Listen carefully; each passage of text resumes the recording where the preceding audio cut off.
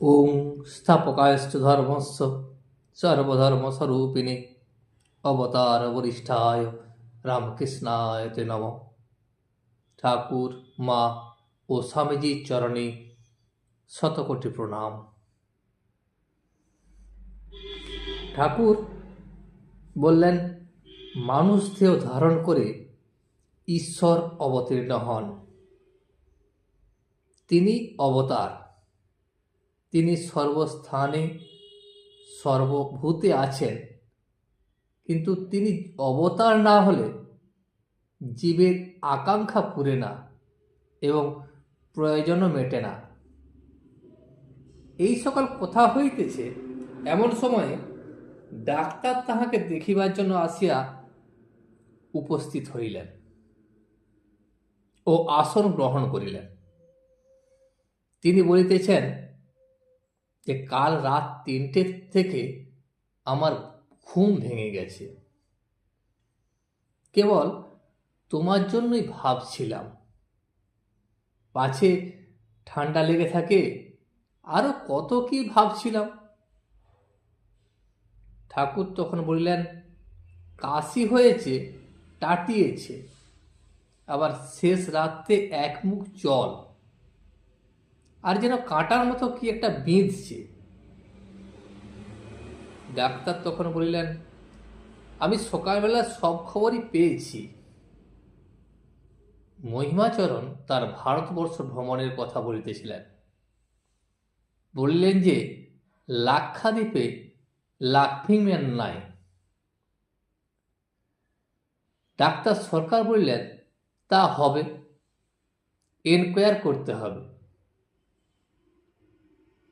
এইসব কথা হতে হতে তারপর ডাক্তারি কর্মের কথা পড়িল।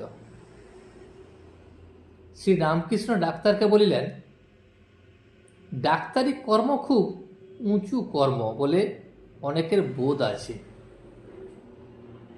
যদি টাকা না লয়ে পরের দুঃখ দেখে দয়া করে কেউ চিকিৎসা করে, তবে সে মহৎ এবং কাজটিও মহৎ। কিন্তু টাকা লয়ে এসব কাজ করতে করতে মানুষ একেবারে নির্দয় হয়ে যায়। ব্যবসার ভাবে টাকার জন্য হাগা, বাহ্যের রং, এইসব দেখা নিজ কাজ। ডাক্তার আবার বলিলেন, তা যদি শুধু করে তাহলে কাজ খারাপ বটে। তোমার কাছে বলা গৌরব করা। ঠাকুর শ্রীরামকৃষ্ণ বলিলেন, হ্যাঁ, ডাক্তারি কাজে নিঃস্বার্থভাবে যদি পরের উপকার করা হয় তাহলে খুব ভালো। তা যে কর্মই লোকে করুন না কেন, সংসারী ব্যক্তির মাঝে মাঝে সাধু সংখ্যা বড় দরকার। যদি ঈশ্বরে ভক্তি থাকলে লোকের সাধু সঙ্গ আপনি খুঁজে লয়। আমি উপমা দিই, যারা গাঁজাখোর তারা গাঁজাখোরের সঙ্গেই থাকে। তারা যদি অন্য লোককে দেখে, তাদের দেখলে মুখ নিচু করে চলে যায়, আবার লুকিয়ে পড়ে। কিন্তু আরেকজন গাঁজাখোর দেখলে তাদের মহা আনন্দ হয়, হয়তোবা কোলাকুলিও করে, আবার শকুনি শকুনির সঙ্গে থাকে। ডাক্তার বলিলেন, আবার কাকের ভয়ে শকুনি পালায়। আমি বলি, শুধু মানুষ কেন, সব জীবেরই সেবা করা উচিত। আমি প্রায় চড়ুই পাখিকে ময়দা দিই, ছোট ছোট ময়দার গুলি করে ছুঁড়ে ফেলি, আর ছাদে ঝাঁকে ঝাঁকে চড়ুই পাখি এসে তা খায়। ঠাকুর তখন বললেন, বাহ, এ তো খুব ভালো কথা। জীবকে খাওয়ানো সাধুর কাজ। সাধুরা পিঁমড়েদের চিনি দেয়। এইসব কথা হতে হতে ডাক্তার বললেন, আজ কি গান হবে না? ঠাকুর তখন নরেন্দ্রকে বলিলেন, একটু গান কর না। নরেন্দ্র তখন গাইতেছেন তানপুরার সঙ্গে এবং অন্য বাজনাও হইতে লাগিল। সুন্দর তোমারি নাম দীন শরণ হে, বরিশে অমৃত ধারা, জুড়াই শ্রবণ ও প্রাণ রমণ হে। এক তব নাম ধন অমৃত ভবন হে, অমর হয়ে সেই জন যেজন কীর্তন হে। কবির বিষাদ রাশি নিমেষে বিনাশে, যখনই তব নাম সুধা শ্রবণে প্ররসে। হৃদয়ে মধুময় তব নাম গানে, হয় হে হৃদয়নাথ চিদানন্দ ঘন হে। নরেন্দ্র আবার গাইলেন, আমায় দেমা পাগল করে ব্রহ্মময়ী, আর কাজ নাই মা জ্ঞান বিচারে। ব্রহ্মময়ী দেমা আমায় পাগল করে, ওমা তোমার প্রেমের সুরা পানে করো মাতোয়ারা। ওমা ভক্ত চিত্ত হরা ডুবাও প্রেম সাগরে। তোমারে পাগলা গারদে কেহ হাসে কেহ কাঁদে, কেহ নাচে আনন্দ ভরে।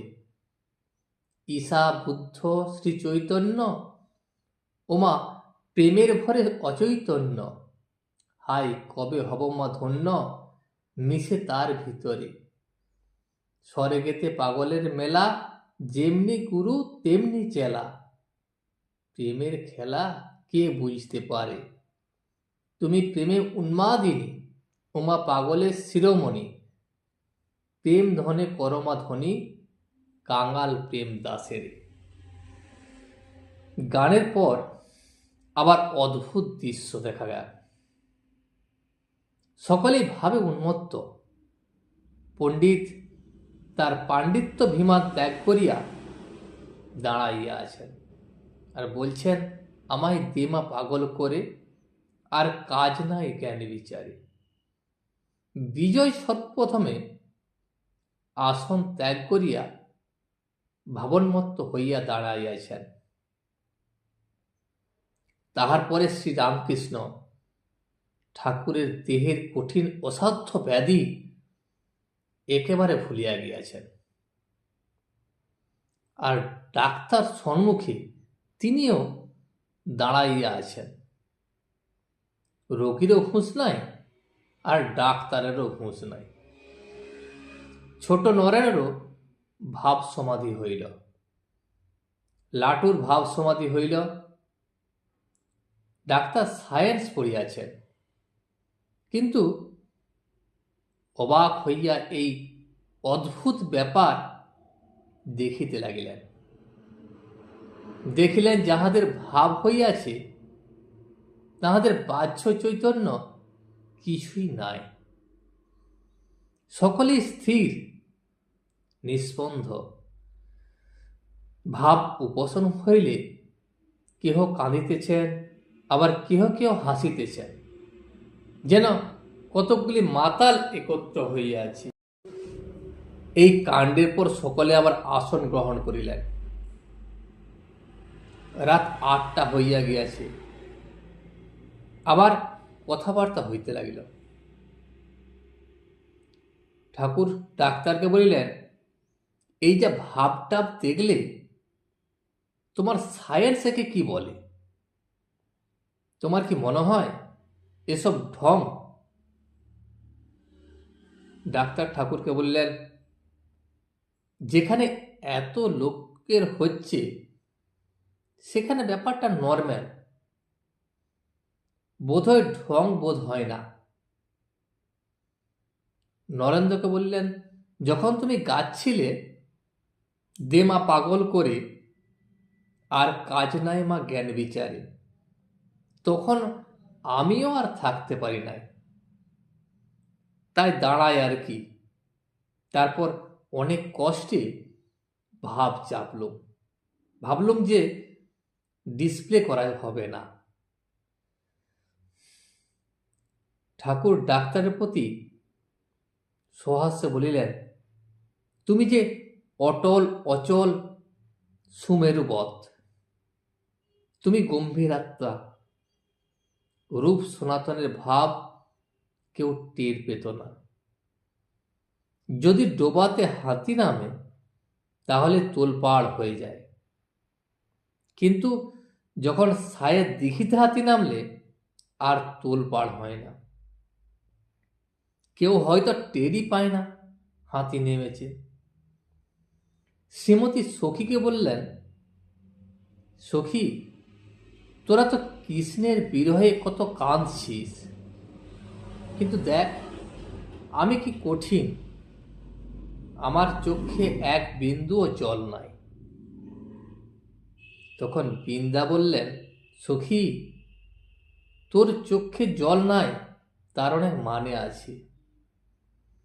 তোর হৃদয়ে বিরহ অগ্নি সদা জ্বলছে, চোখে জল উঠছে আর সেই অগ্নির তাপে সেই জল শুকিয়ে যাচ্ছে।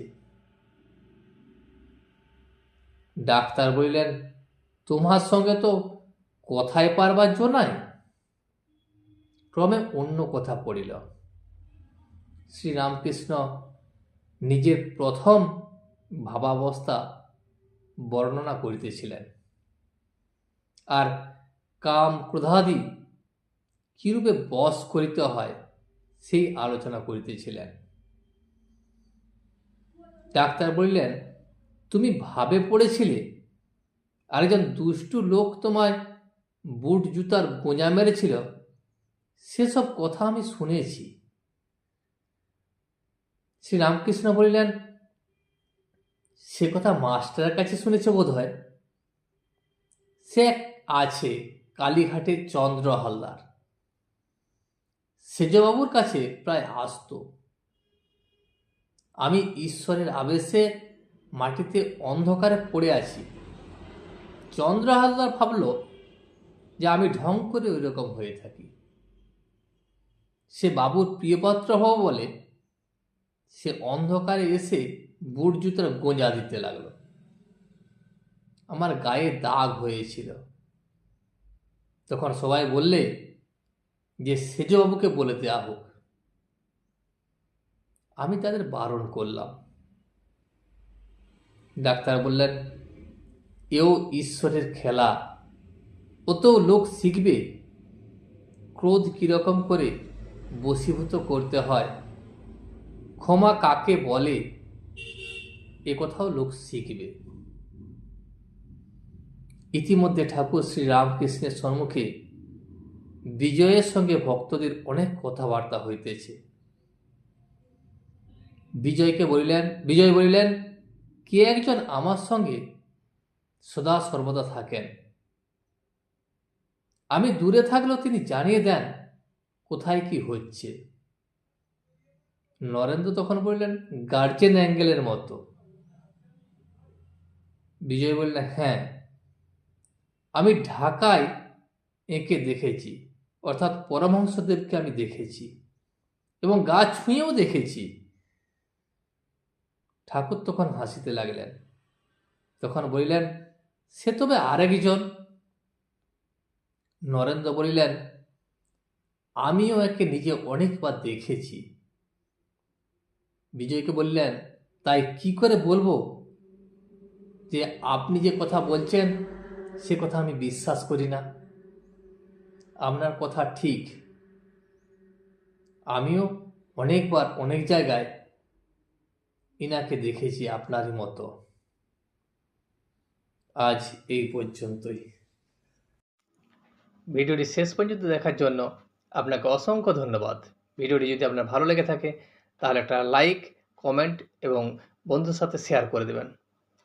সাবস্ক্রাইব করে পাশে থাকা বেল আইকনটি বাজিয়ে দেবেন, যাতে আপনাদের নতুন ভিডিওগুলি সর্বপ্রথম আপনার কাছে পৌঁছে যায়। জয় শ্রী রামকৃষ্ণ, জয় শ্রী রামকৃষ্ণ, জয় শ্রী রামকৃষ্ণ।